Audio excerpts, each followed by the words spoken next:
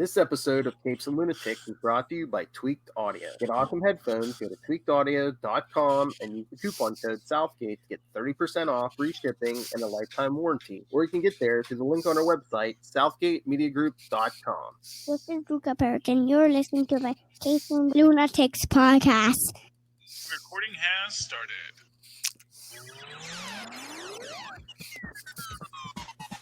Hello and welcome once again to Super Connectivity. I'm your host, Charlie the Professor Esser, and with me as always is the blue-eyed bomber from the Burger Pits.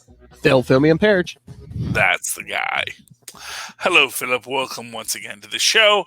Oh, gods, what a long, wonderful week it has been, and so many things have been going on. But, of course, first we are recording on Friday. Wanted to say Saturday, but it's only Friday because time blends. And when time blends, you get a new episode of The Mandalorian that no one's talking about. And well, it just came out today.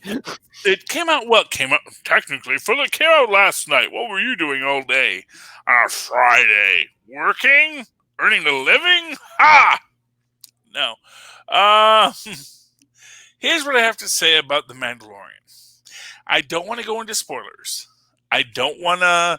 Because, first off, honestly, me and Maz are talking about this all later over on the Full Stream Ahead podcast. So I don't want to give away too much, but I do have to say, dang. So, first season was the Magnificent Seven. I think this season is the Dirty Dozen. Yes. You know, and we're immediately going into that, and... Man, this episode is called The Tragedy. It is the tragedy. But at the same time, there is a quality to it that is masterful. And also, I have to say, there is a longing, a sadness to it, because when we have the dedication of the Mandalorian to Grogu, the child, we have something in this that I think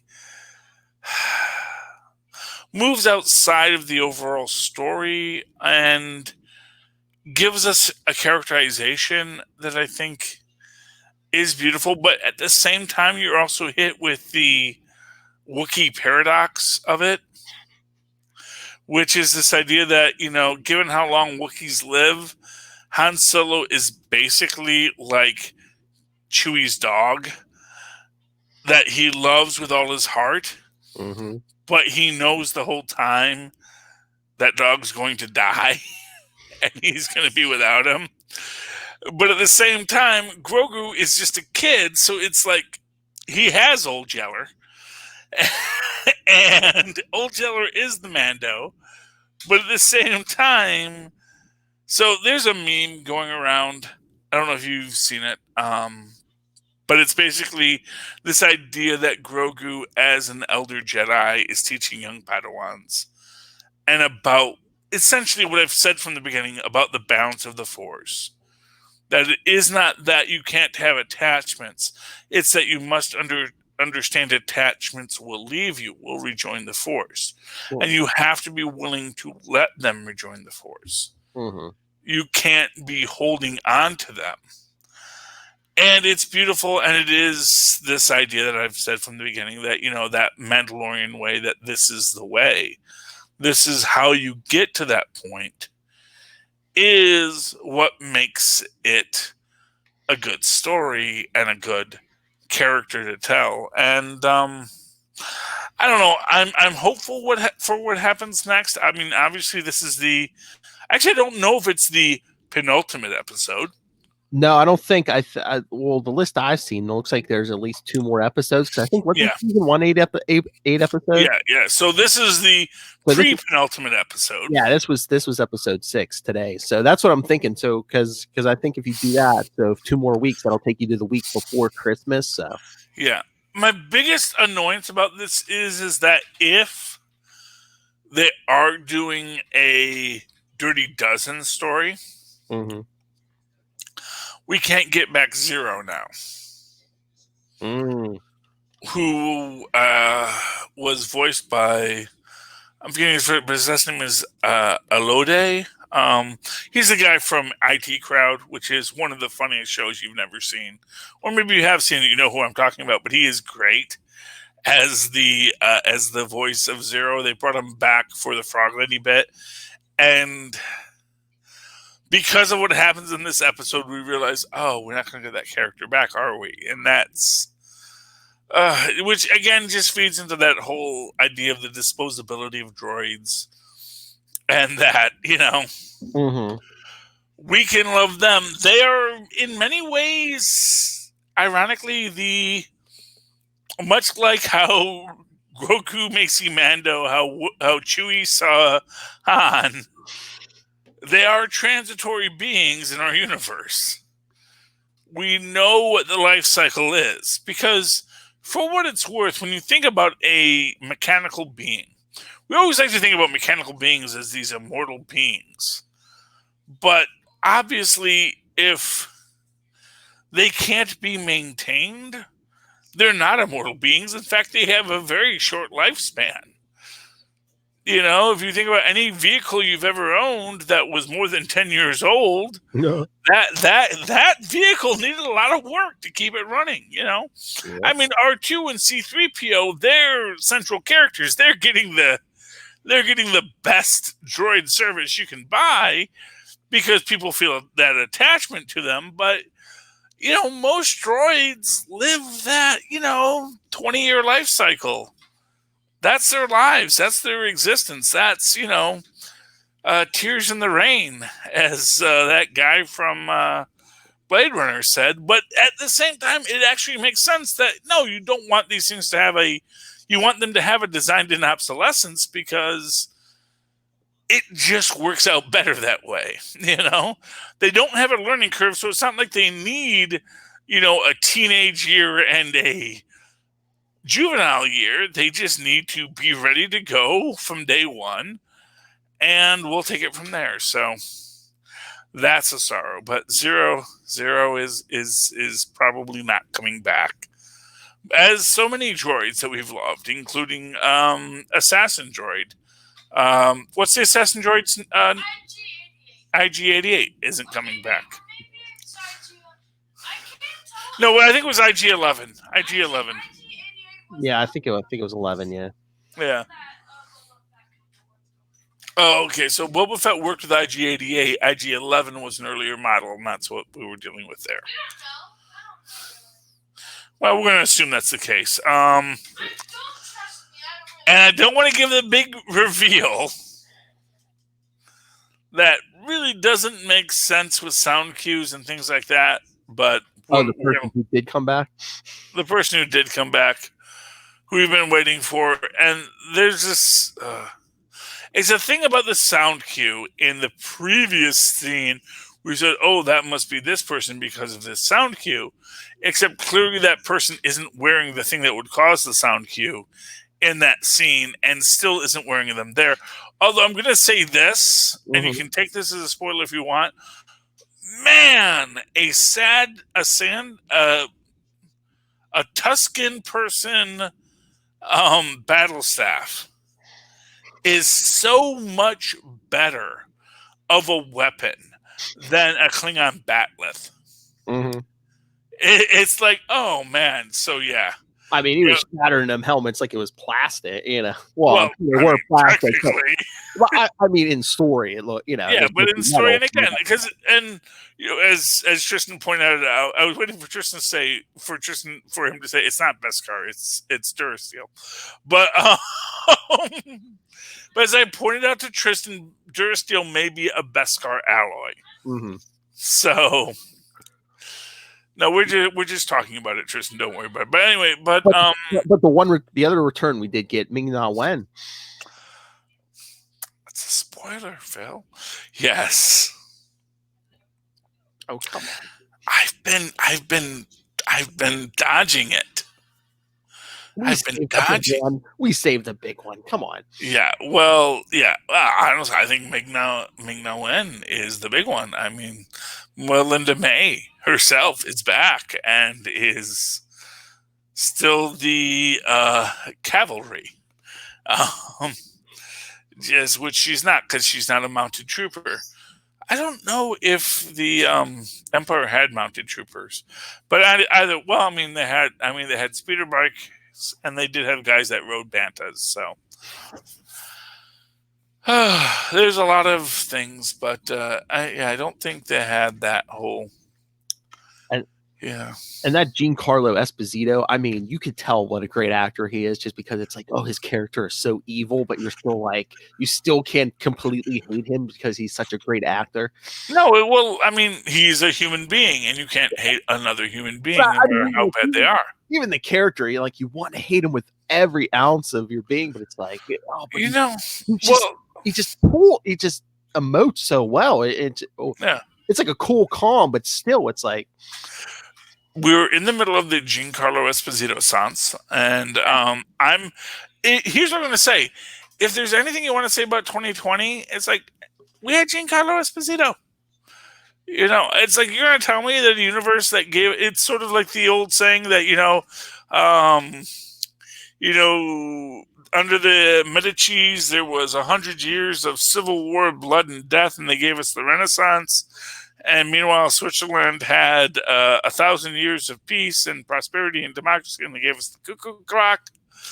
But at the same time, obviously, someone could really argue, well, actually, the cuckoo clock is an incredibly intricate machine, and without the advancements in clockwork technology, we would never have an industrial revolution. So maybe all those pretty paintings aren't worth the blood and treasure spent on them. But in this moment, at least we've got a pretty painting in the person of Mr. Esposito, who is dominating our streaming fare in a way that we love, because he is the most amazing Mr. Edgar.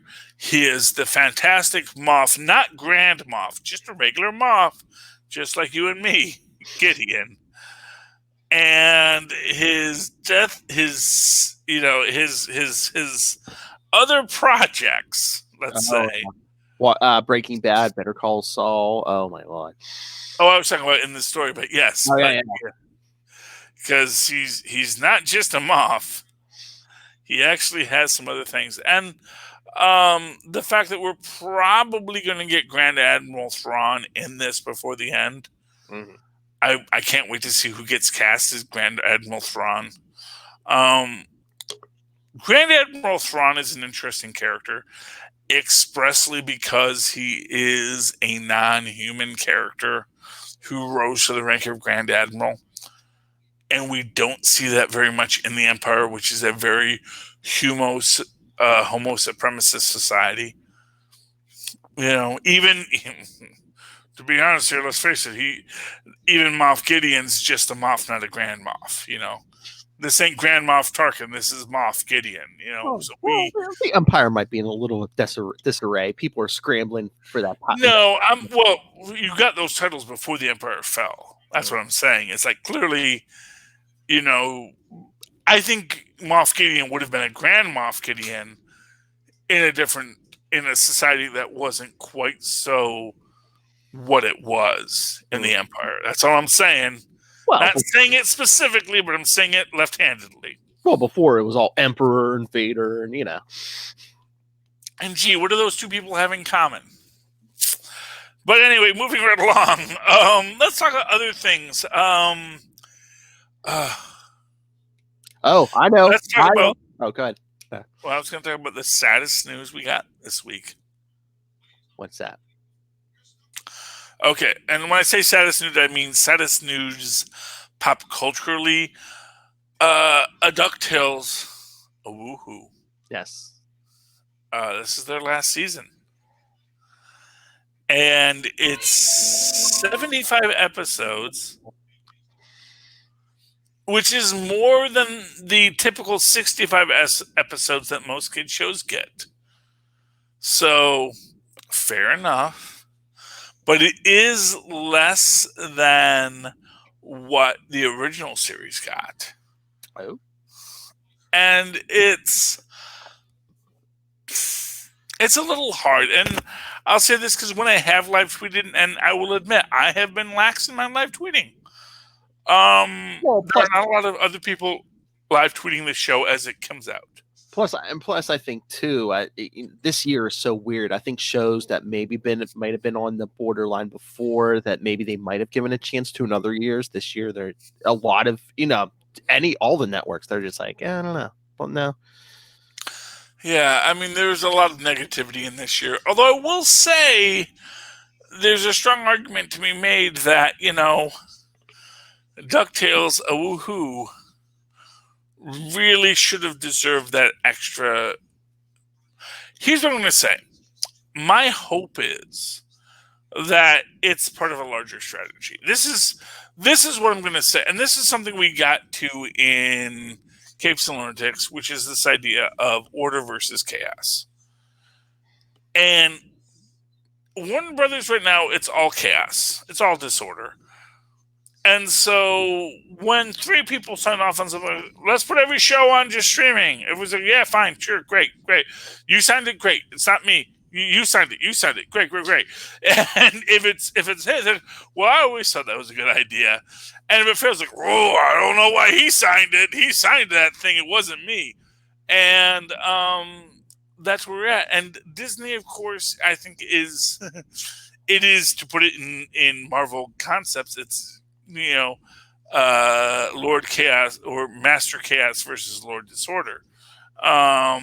I can't remember if it's Lord Chaos versus Master Disorder or whatever it was, but that chaos and disorder conflict is what we're seeing here. And Marvel and DC, Marvel and Disney are in this spot where they have to decide what they're going to do next, but they have a plan.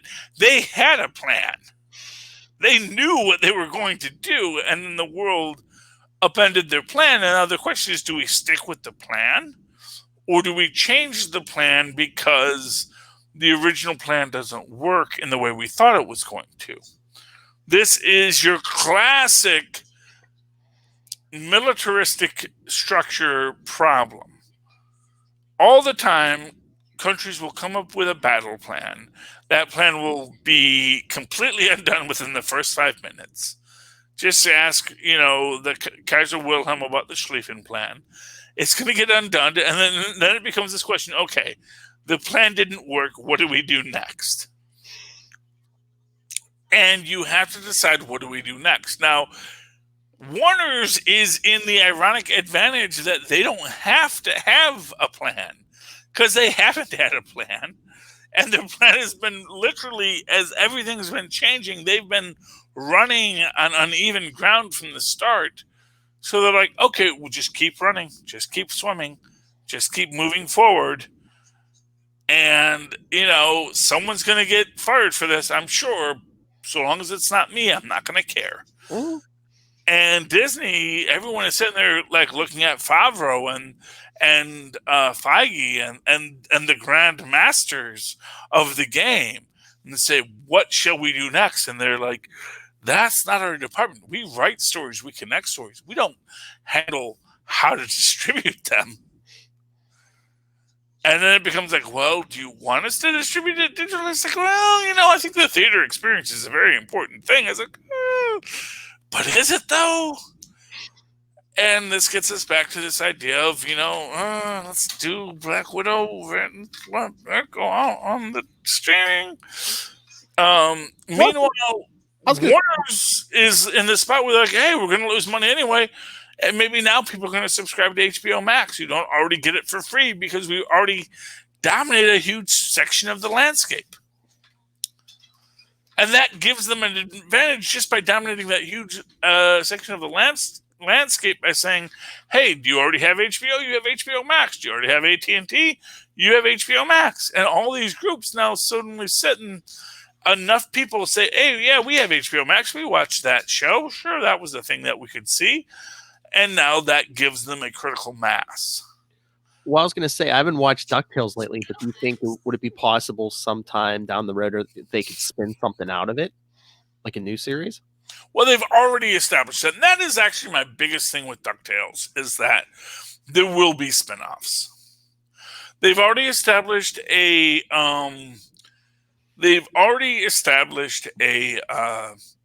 Darkwing Duck. And to be fair, that's the thing, is like Darkwing Duck and DuckTales, they didn't really have as much crossover as people think. Mm-hmm. Because it was like later in the DuckTales universe that Darkwing Duck came out. And then very similarly, DuckTales went off the air when Darkwing Duck came on the air. So there was overlap. I'm not going to say there wasn't overlap, but there was overlap, but it wasn't as much as you think. And I mean, do you think maybe someone in Disney's thinking, oh, well, let's double down. We're dominating the superhero field right now. And it's like, maybe this will get some kids to, wander over to Marvel. To put it to you very simply, I think a big part of this is just this idea of let's encapsulate it and put it on Disney Plus. Because right now, DuckTales isn't on Disney Plus. Yeah. And this idea is, well, let's move it all to Disney Plus. If we put a cap on it, we can move it to Disney Plus. Mm-hmm. And once it's on Disney Plus, we can do the movies, we can do the specials. Maybe we'll release the movies exclusively on Disney Plus. We're going to explore that. But more to my point, as I think that there is this expanded Disney Afternooniverse that is still in discussion. And I think it's this question of, for Disney, okay, so we have the Darkwing-averse. So let's say the next story we're going to build out is the Darkwing-averse. Once we build out the Darkwing-averse, what's next? And is it the Rescue Rangers? Or is it, and this is my pitch, from the Darkwing-averse, once we get into the depths of Fowl, we're going to start exploring which I do believe that the depths of Fowl will lead to Shere Khan. Shere Khan is the mastermind behind Fowl because he is a Lex Luthor character. Mm-hmm. He is both the public face of Khan Industries, and he has that big, here is money, you poor people, ha ha ha, and I am a big philanthropist, and everyone loves me, for I am Shere Khan. But at the same time, he is a tiger, and in his backstory, he has this darkness that he is secretly running foul. Because as I have pointed out, in the introduction in the first adventure, it is suggested that Fowl was created by Bradford, but actually, clearly, someone else tells him to call it Fowl, which suggests that Fowl already existed. And from the secret case files of Agent 22, before she was Director 22, which is Ms. Beakley, Fowl had already existed by the time we get to that first story. So clearly there's a deeper story, a backstory that we haven't explored yet. I believe Shere Khan is in the center of it, which is going to open up Cape Suzette, which is going to open up bears into the story, which leads me to my pitch for the big Disney Afternooniverse reboot story, which is Sunny Bear, which is the idea of Sunny Bear as the last of the line when she discovers she is the last of the line of the gummy bears and now must reconstruct the gummy bear line. It's sort of a, last girl, chosen one kind of story where she finds out she is in fact the last of the gummy bears, but now must recreate the gummy bear line and find the other gummy bears that do still exist, but are in hiding. Because, as they say, the ocean's just an itty bitty pond with gummies on the other side. So yeah, that's my pitch. I think there's so much more they can do with the Disney Afternooniverse. I hope the end of this isn't the end of this, but we'll see what happens next. Okay, you want to talk comics, Phil? Yeah, let's talk some comics. Let's talk comics. Let's talk. Let me lead with the best one this week. MODOK #1. Ooh. I actually specifically went and got the Scotty Young cover. Mm-hmm. because I had the other cover, which was okay. It was okay, but I said the Scotty Young one's there too. And you know what? I actually think the Scotty Young one does work because honestly, this is a great book. Mm-hmm. This is a great book. It is written by Jordan Blum, who I'm sure did the heavy lifting, with Patton Oswalt, who I'm sure came in and said some things. I'm being mean to you, Patton, because you're a very famous comedian, and I'm sure Mr. Blum needs to have the respect he deserves. And that's where we're at. And we open up, and this is very much clearly tied to the upcoming Patton Oswalt MODOK series. Yes. And the plot line is essentially that, AIM has been reconstructed after, what's his name? Sunspot's character essentially bought out AIM because they ran themselves as a corporation. So, yeah, the problem is when you run yourself as a corporation, you put yourself open to buyout. I just bought you out, and now I own all the assets. And as much as you supervillains think you run it, actually you don't. But this is in the aftermath of all of that. And, of course, by the way, the thing I loved best about King in Black this week, and go over to Capes and Lunatics to learn about what our thoughts on King in Black was the fact that Krakoa stepped up. Oh, yeah, the X-Men, yes. Yeah, we weren't expecting Krakoa to step up, but they stepped right up. Mm-hmm. And in this moment, we see, by the way, Love Rhodey War Machine showing up here. That's a cover you want to tattoo. Nope. Comes up because MODOK keeps on getting distracted by these memories of this life he could have had. And we also get a lot of references to George, which I'm going to say this right now. If they go that much into who George was, the guy who became MODOK, you pull that person into the story, I think that becomes a really deep story. Oh, yeah. A deeper story than I think anyone has ever considered for MODOK. He has his wife and his daughter, and his daughter's a MODOK too. And, and this is the first thing that you see when you look at this. If you look at this real closely, you see when he's thinking about his past, you see who's in that lower corner there. Gwenpool. Oh. So they are directly referencing the Gwenpool stories, which again opens up this possibility that Gwenpool's reality, oh man, wouldn't that be amazing if he goes to Krakoa and he confronts Gwenpool and she says, no, I mean, I said I'm a mutant and I'm a mutant, but I guess maybe that makes me a mutant because I said I'm a mutant. And just this idea is like there's this retroactive continuity that occurs. And whatever I believe in, it could be so great. Me and Tristan had a whole conversation about the banner booster because obviously the banner booster would make you fall to the left because, or the right, whichever arm you put it on. I can't tell. It's a comic book, so I guess everything's reversed.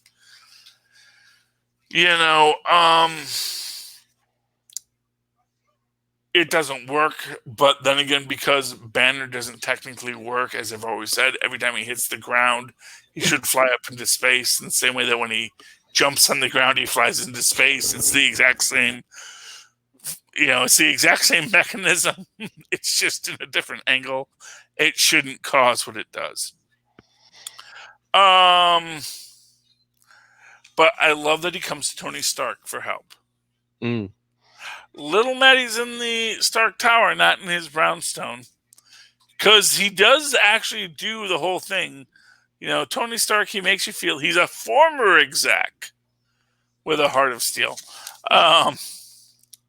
So he does so this is clearly in current continuity, but for whatever reason, he's hanging out at Stark Towers. So I guess maybe that's where his lab is. He's in New York, he probably still has access, because honestly, it would make sense for Stark Industries to allow Tony Stark to come to the lab and tinker with stuff.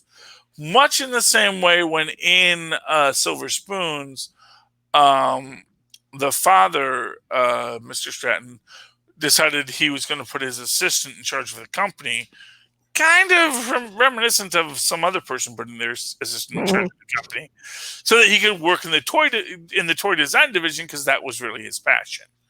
And so yeah, it makes sense in that structure. So yeah, I loved MODOK #1. That is probably my favorite book this week. Ooh. What was your favorite book this week, Phil? Well, we talked about it a little, but we could talk about it again. Probably Daredevil was probably my favorite of this week. Daredevil 25. Okay. I got to be honest with you. There were times in that book when I was sitting there saying, "Wait, did everything we just saw happen, or was that supposed to be a flashback dream?" What? Which part? So everything. Well, literally everything, because the conceit in this is we get a flashback and forward about Elektra and Stick, who I thought was already dead. I did not know Stick was back alive again. Lazy ninja Stick, the laziest ninja of all. Yeah, you could do a Golden Book series called The Laziest Ninja about Stick, because everybody else is fighting. He's just like standing there with his stick. And it's a little weird just in the fact that, we see she gets the book, she gets shot. And of course, the book has the secret to defeat the hand, which is the fist, which is one of those weird things where it's like, oh yeah, no, you can totally learn Kung Fu from a book. Which, if you ever read Bruce Lee's book, which I did do, I guess arguably you could learn Kung Fu from a book, but I will just say I would not put myself in a ninja competition today, having read the book. So I don't know what the book really gives you, and the idea that, I didn't think the book taught you Kung Fu. I thought it was like, here's the prophecy. You need a king and a queen. So, well, if it's just a prophecy, then it's just prophecies are meaningless, because literally they repeat, as I've always said. I mean, I don't know. Every prophecy is true if you give it enough time. I didn't know if there was like steps in there. It wasn't like, it wasn't teaching you actual Kung Fu. I don't know. It seems to be like you have to do the king and the queen and the king and one must die, which kind of sounds like, you ever see what was it, Blades of Glory, where there's this special move, which is an illegal move, because when they do it, essentially the blades of one of the teammates cuts off the head of the other. This is a Will Ferrell and what's his name from Napoleon Dynamite film?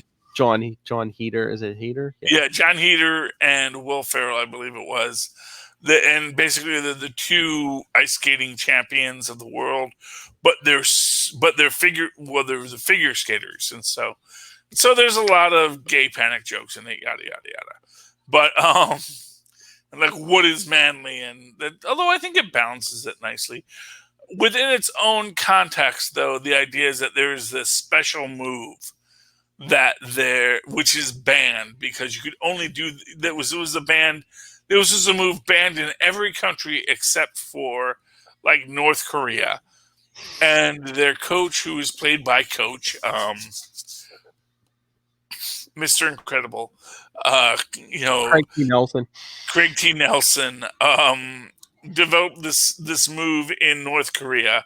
But of course, when they do it, then, because it's essentially one person throws the other person in a certain way, and it's really beautiful. But what happens is if you do it just wrong, your blades cut the other person's head off. And I don't even know where I'm going with this right now, but it's a good film. Look up Blades of Glory.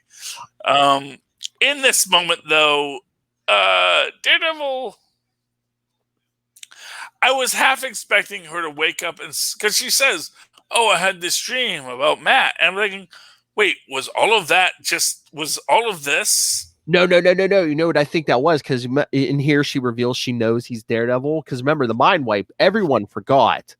I think that whole thing was like, the whole thing was Stick. She got killed, and he, again, she got brought back from death before. I think he even said she wasn't completely dead, but he kind of brings her back. And I guess that kind of leaps her over the mind wipe. Yeah.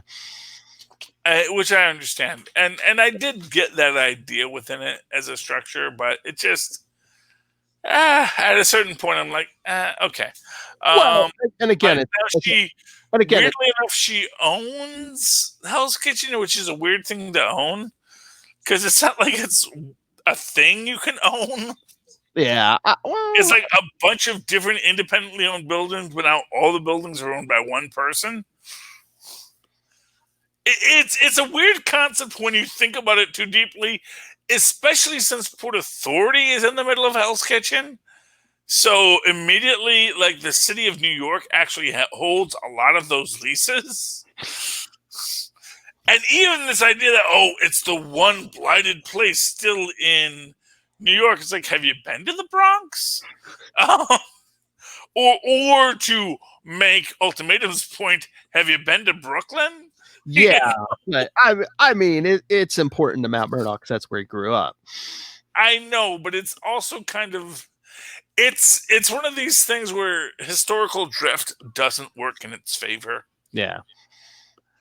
Like, you can call it, like, literally, I'm just going to make this as a point. When I used to work in that neighborhood, there was a woman who I saw with a sweater that said, and it was all like flamed out, but it was like Hell's Kitchen Knitting Society. Hell's Kitchen Knitting Society, I'm sure, is a real thing filled with lots of people who love to knit, who live in the Hell's Kitchen area. I don't think that is what is meant by Hell's Kitchen. And it's like, at a certain point, this entire fighting for this neighborhood, well, I understand the larger context of gentrification. Hell's Kitchen becomes a really lost battle in this story. And this idea of, and also almost to the point where you're kind of ennobling the detritus in a way that it's like, it's not like people are choosing to be detritus. It's like, maybe the bigger problem is that there's a system that causes certain human beings to be considered detritus, and that is a problematic issue. So, and when you have the billionaire save the day, it doesn't really solve the problem in any stretch of the imagination. Because as an example, within this story, she actually meets a homeless woman, and maybe this was intentional, maybe it was unintentional. She meets a woman who at one point had Matt Murdock as her lawyer. Yeah. And at the end of the case, after he took the case and did all this, he gave her $1,000 cash after he lost the case because he's just such a good person. And she's still homeless. And then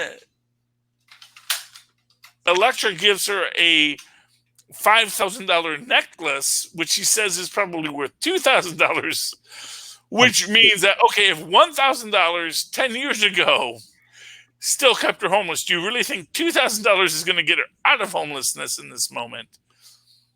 And more to the point, it's like, I would much rather than her being this person punching people, and I say I would much rather in the sense that I would much rather as a story point that we can look back into later is how she parlayed her economic experience and knowledge into rebuilding Hell's Kitchen in a way that did not disincorporate people. Like, if she built Hell's Kitchen into a place that aided people rather than, I guess I own everything now, and here's you had $1,000 before, here's $2,000 now. Fix everything on your own. It is just, I mean, I get how you might see this as a good story, but at the same I just feel it's just like so. But I mean, again, Charlie, I mean, it's a first step. I mean, let's say she just showed up, and two, I mean, you walk by a homeless guy on the street, you give him $5. I mean, that's not going to change his life, but does that mean you don't give him anything, or But to be fair, I don't have $1,000 to give him. Well, I said $5. Would you give him? But that's my thing. If I give him $1,000, I hope good things will come to him. But obviously, I can't expect that either. I mean, and to be fair, that's why it's actually a structural issue, which is why you have to fix the structural inequality that allows Elektra to buy half a block out from under people she just stole money from. I mean, and again, too, I think this is day one. She's showing up in day one. Maybe somewhere down the road, while in between punching people out, she's gonna maybe do more public works or something. But I hope so. But I mean, she's been out of the world for years. I mean, between being in ninja clans and being dead, and yeah, and to be fair, I mean, this is the thing. It's like this is the hope with Wilson Fisk, is that there is a quality to him that is going to say, I want Elektra to succeed. I want to work with Elektra to have this balance between our underworld and our successful world. I want to build a world that's better for all of us. My question is, why is she wearing a Daredevil suit? Is she just trying to build herself as a symbol? Because one, well, yeah, because clearly you see on the paint of the building, we all are Daredevil. Yeah. Because obviously and like I said, I mean, obviously in the Marvel universe, Hell's Kitchen, where the Port Authority is still an under-policed, section of Manhattan Island that is just allowed for the detritus. Sure, why not? Well, again, you got to say, if a supervillain's hitting another part of the city, where are the majority of the cops going to go? Well, I mean, honestly, I don't know. I do not know how. I mean, to be honestly fair, one of the things that HBO's Watchmen really did was explain how when the squid hit Manhattan, that hurt Manhattan as a neighborhood. No one really wanted to live in Manhattan anymore. I think that, quite frankly, once people start dying because goblin bombs are falling, people are going to be like, maybe the neighborhood's going to go downwards. And maybe that is the explanation for why Hell's Kitchen is still Hell's Kitchen. Well, I mean, look a few issues ago. I mean, there was an attack by a bullseye and crossbones. And the rhino. Oh, and everything just got covered by freaking symbiotes this week. So True. I mean, no one is sitting here saying, "Oh yeah, no, this is a great place to live." And so I can get how maybe that's the slow motion version of what we saw in Watchmen. And so maybe that explains it all. But at the same time, the entire idea of, fighting the gentrification, it's kind of a weird thing, because it's almost like we have to preserve the peasant class rather than lift up the peasant class. And that's sort of where it gets to be problematic, That's where my communistic communistic leanings start to grate, because I'm like, okay. But yes, it's a good story. I like it. I like that Elektra is now Daredevil. I think that's going to last probably as long as Jane Foster did, which is great. It was a very popular character, and I can see, because they've already said he's in there for 2 years. But again, comic time, is that going to be 2 years? I mean, and even if is he going to get out early for some reason? It depends on the sales, Philip. Exactly. If the sales are high, 2 years will be 20 years. If you let it, that's the thing. That's comics timing. If you let it, 2 years can be 20 years. And if the sales aren't there, then it'll be okay. It's 2021, close enough. And if he sits in a cell for 2 years, does that mean Mike's going to be living his life for 2 years? Pretty much. That was always his intention. which is its own weirdness. I mean, and I'm just like, you're gonna honestly that we built up Mike and we didn't do anything with Mike. It's annoying. Although I guess maybe what they're going to do is they're going to have Mike and Elektra have a connection. Maybe. Because it's like, I'm that guy you like, but I'm also not this guy who's going to be judging you constantly because he's a freaking nut. You know, I mean, for what it's worth, that's what it is. It's like the reason they can't connect is because, you know, Daredevil is always like, oh, I'm all judgy of you, Elektra. You can't kill people, yada, yada, yada. It's like, dude, we're superheroes. What are we supposed to do? It's going to be collateral damage. That literally Daredevil is like, I will go to jail for 2 years because of my collateral damage. It's like, I don't think you understand any of this at all. I think that you are really, and honestly, she calls him a martyr. I think he's a martyr. I think he wants the punishment. It's almost look, I'm Catholic. I don't have that much guilt. No, yeah, but I mean, look. Granted, I've never killed a person, but at the same time, I also let me put it to you this way: it's like I've killed mice in my apartment because I don't want my kids living in a house with mice. Yeah. You know, and at a certain point, it's like, you know what? I have to make the choice as a Catholic to say, you know what? Some things I have to understand are part of the universal structure. And if whatever else you're going to say it's not part of the universal structure. And it's like, I'm sorry, everything's part of the universal structure. That's what it is. So anyway, that's Daredevil. Okay, I'm glad you liked it, Phil. I liked it too. I'm not going to say I didn't like it. It is not a book that is... I get it. You know, it's not a book that's and honestly, all the time jumps in this kind of bugged me. Yeah. Especially when they give this cliffhanger when the king won, because they actually implied that it had to be the king to die, and actually it said one of them must die, which is also like... Well, that's what I was getting. Well, here's the thing: did she make sure he stayed in prison so he gets killed, or did she keep him in prison to keep him safe? Well, she kept him in prison to keep...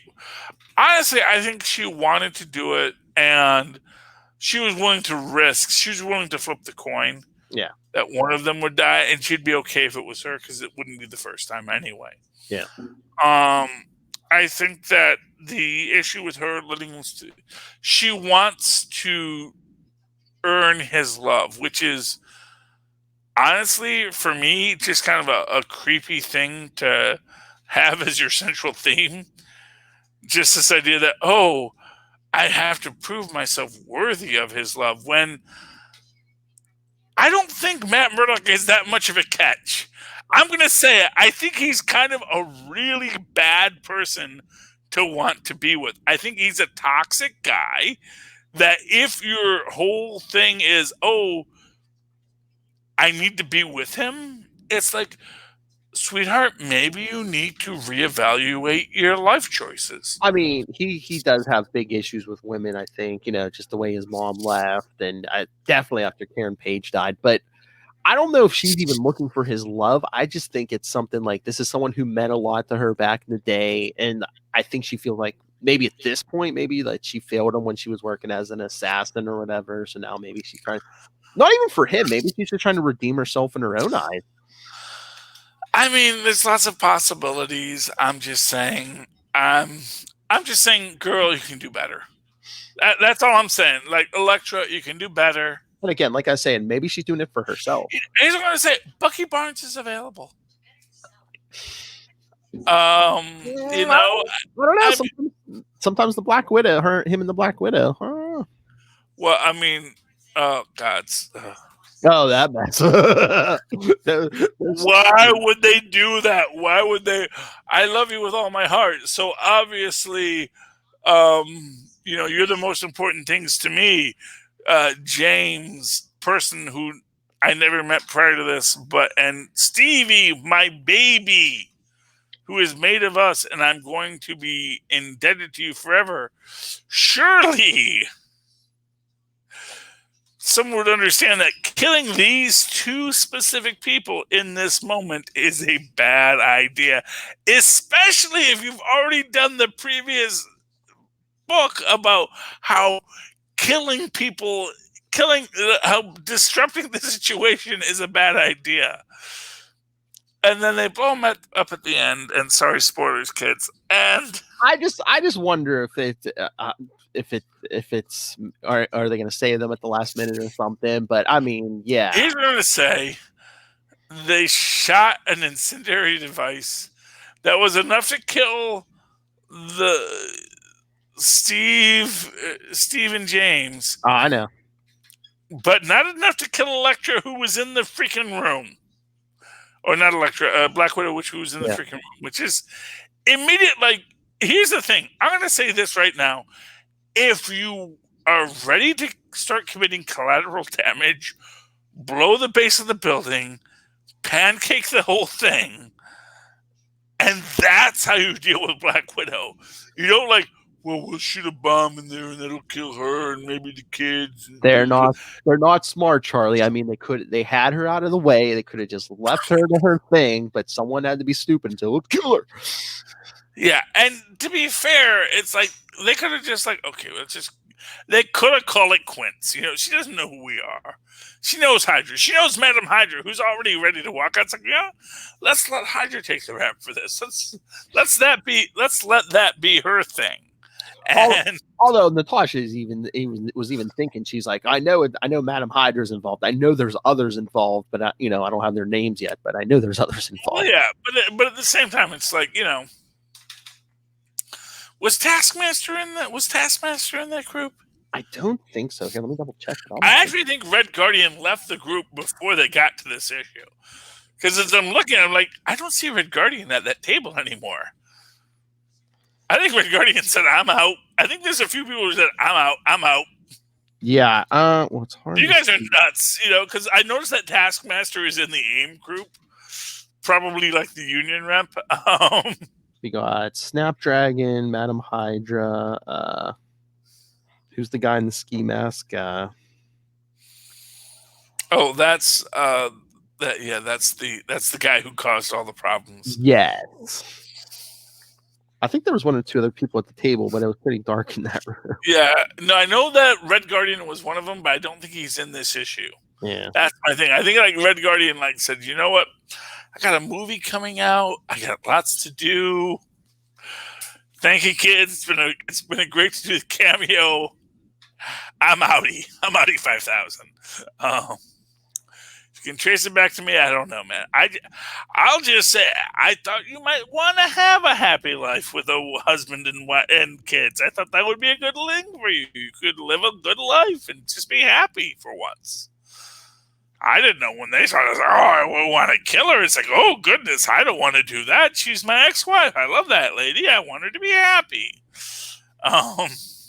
And it's like, seriously, and then if she breaks out of your mental hold, you can be like, hey, we gave you the perfect happy ending.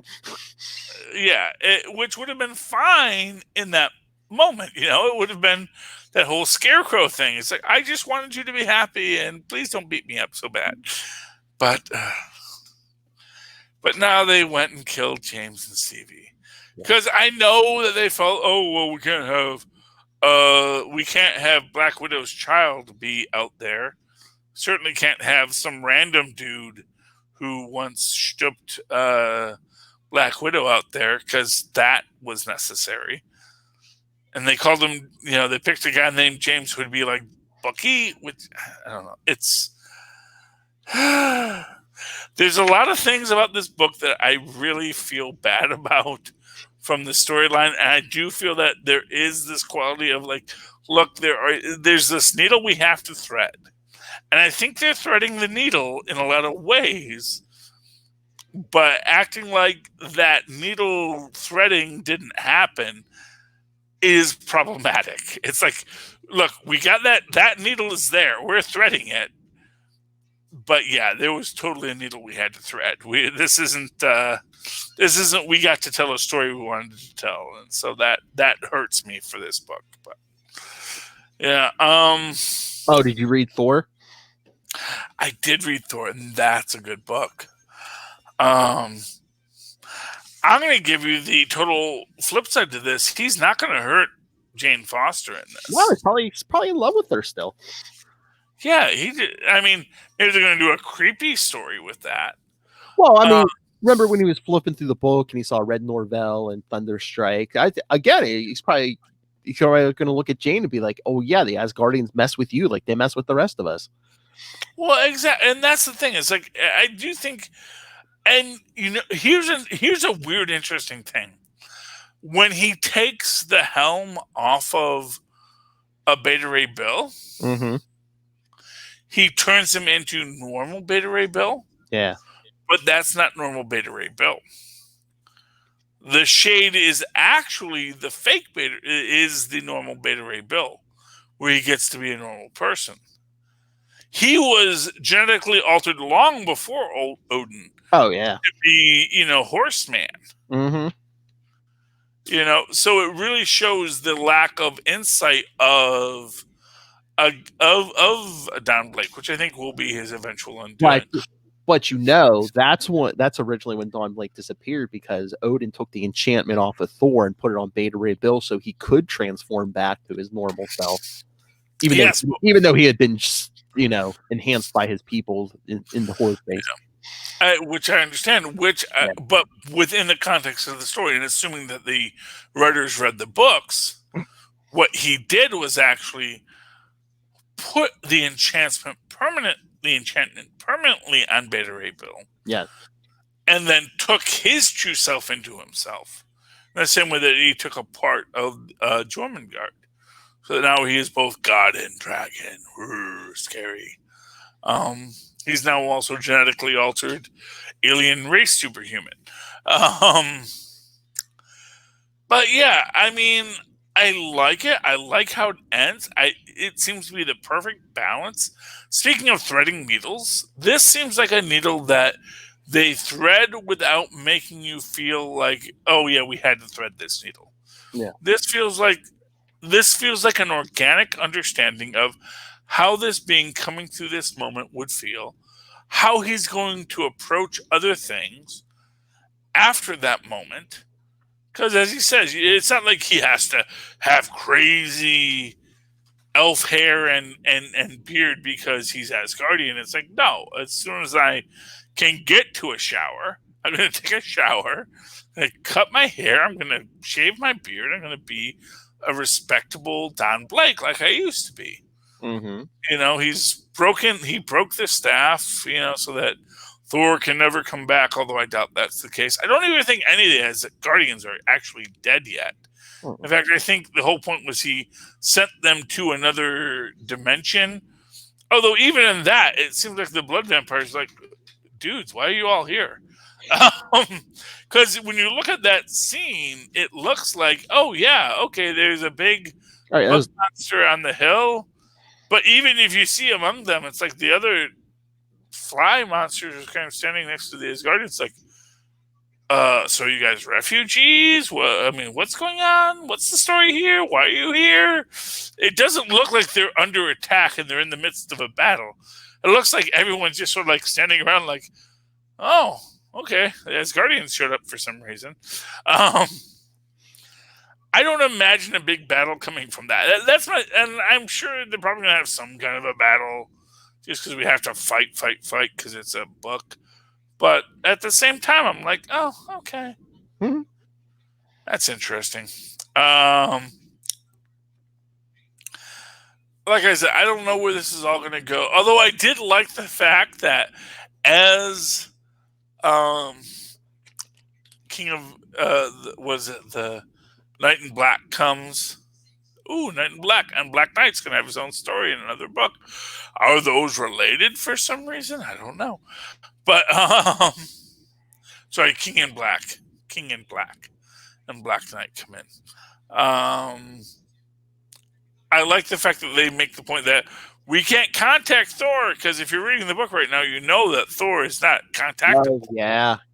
So that was a nice little thing they put in there just to say, yeah, that worked out timing wise.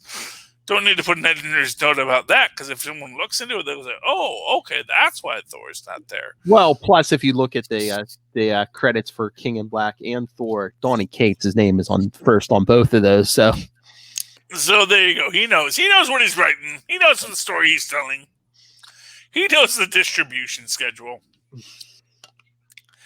Anyway, oh God, we're over an hour anyway. Okay, real quick thing. Let's do it quick. Champions, real quick. One of them betrays them before the cock crows 3 times. Speedball, I don't know how I feel about this. Speedball is like totally in the cradle. He's in the pocket of Big Cradle, and it makes sense in the long term. Mm-hmm. But I also don't like Speedball getting kicked around. Given that Ms. Marvel is with the Avengers in King in Black, I feel it's weird that she's still running from Cradle.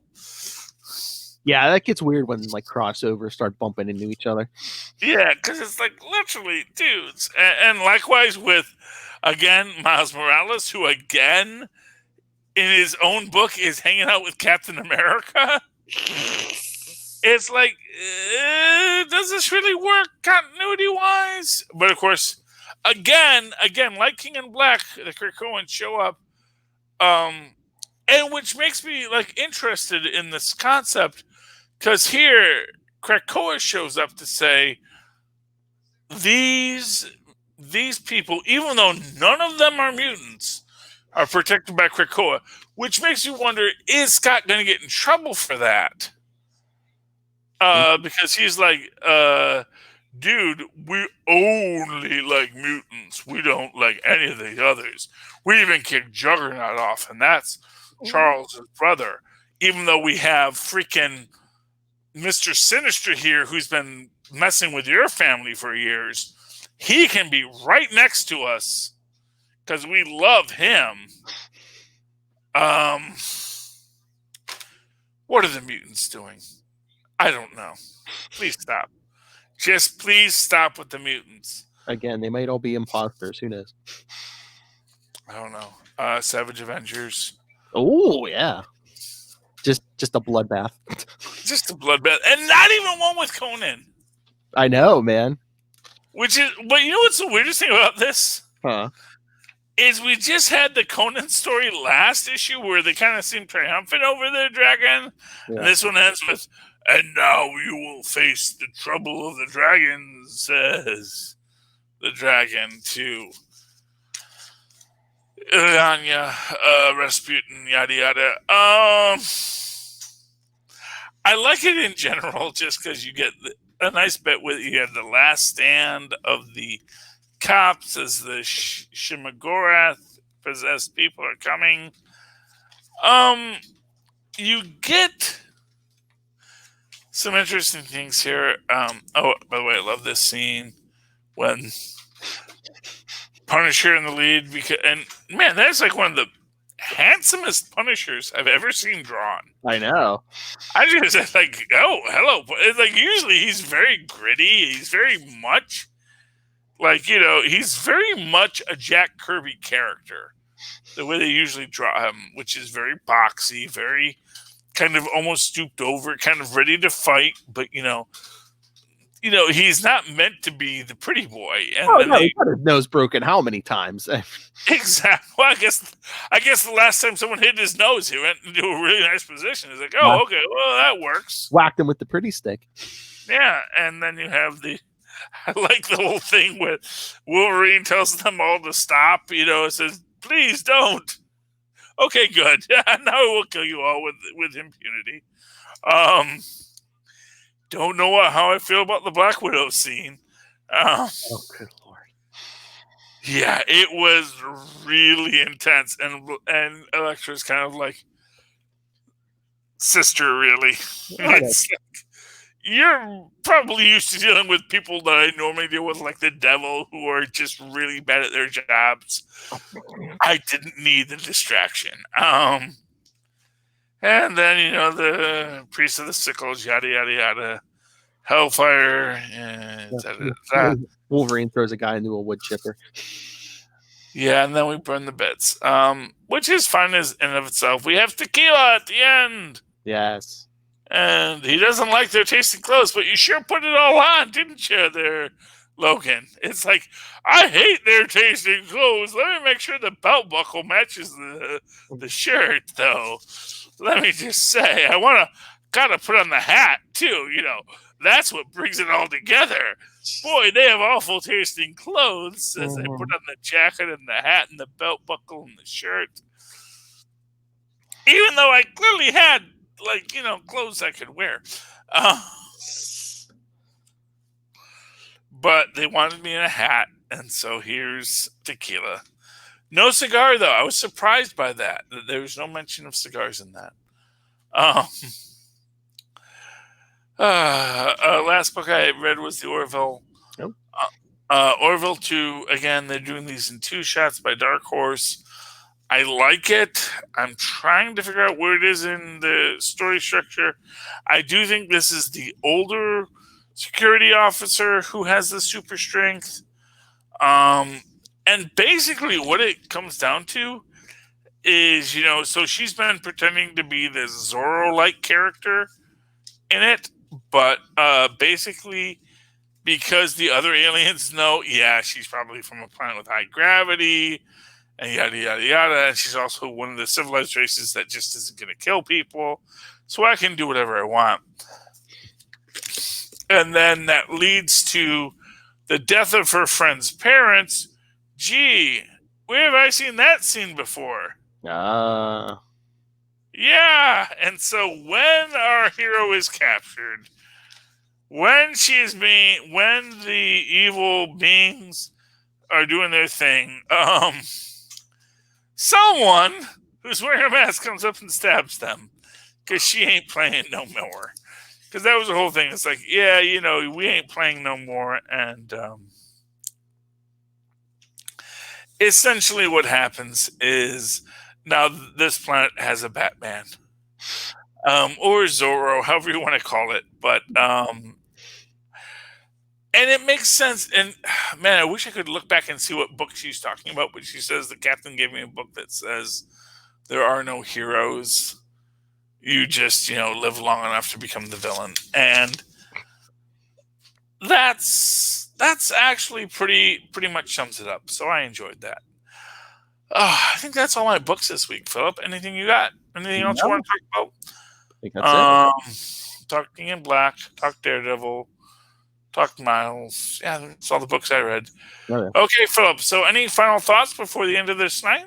No, I think that's it. Okay, well, Philip, every so often I have a hard time hearing you, and that may be because I do not use high-quality headsets like you could get over at tweakedaudio.com. Now, if you go to tweakedaudio.com, you're going to find a wider range of really good headsets, both wired and unwired, if that is your desire. And likewise, you can use the coupon code Southgate upon checkout to get a discount on whatever you buy. Likewise, and here's the fun thing about digital coupons, you can use that same coupon code Southgate over at huntakiller.com, help Michelle Gray solve a cold case, maybe do some research into the Blair Witch, use that coupon code Southgate upon checkout and get a discount. And wouldn't that be awesome? Yeah. And since we all like discounts, that's all the discounts we have. But still, you can get good deals on things over at Amazon. Go down to our show notes, click on our link, go to Amazon. It's going to cost you nothing. It's going to help out the show. And you can buy whatever you want that Amazon has to offer. Among other things, the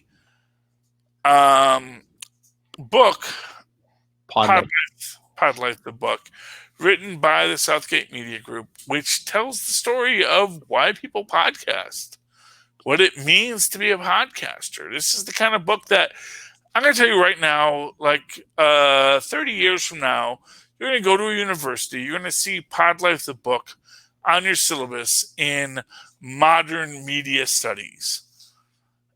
Because it's a book that's going to explain to you what it means to be a podcaster.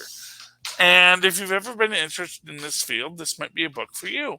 It is available in paperback. It's available in digital download. We're working on getting it into a audiobook. And as I've said, Rob needs to threaten people to let me record the audio rather than the original author, and then they will definitely jump up because I would not be a good choice. Anyway, that has been this episode. Phil, if someone would like to contact you on the social media, how can they do so? If you'd like to contact me or anyone else on the team, you can always email us, capesandlunatics@gmail.com, or call the voicemail 614-382-2737. That's 614-38-CAPES. And you can find links to all of our social medias and the YouTubes. Everything is at one place, Linktree, linktr.ee/capesandlunatics. And of course, you should follow Lilith Hellfire at Lilith Hellfire 69 on Instagram. Just because I don't do anything with my Instagram, but Lilith might do with hers. So do that. And in the meantime, if you'd like to write to me in that old-fashioned email way, the way our Maz and Pops wants to do so, at superconnectivityblog@gmail.com. That's superconnectivityblog, all one word, @gmail.com. And of course, follow me on the Twitter as I live tweet the last few episodes of DuckTales, Monday nights at 7 p.m. DuckTales, woohoo, at Charlie Esser. That's CharlieEssser. Look for the 2 E's in the middle for quality. Thank you, Mazen. Thank you, Tristan, for singing along with me. That's you. You're Tristan. Well, that's Fred Sanford and Lamont. That's Sanford and Son. It was a show from the 70s. Anyway, ladies and gentlemen, thank you for joining us once again for Super Connectivity. Join us next week when we will super connect it all once again. Good night. Good night. Goodbye. I think I should have put more wax in my mustache this week. That's the red fox, son. Well, see, I put in the Clubman's, but I also put extra water into it. And I have the other one that is the softer wax, which also falls apart. And I think I put enough water in it to make it like as light as the other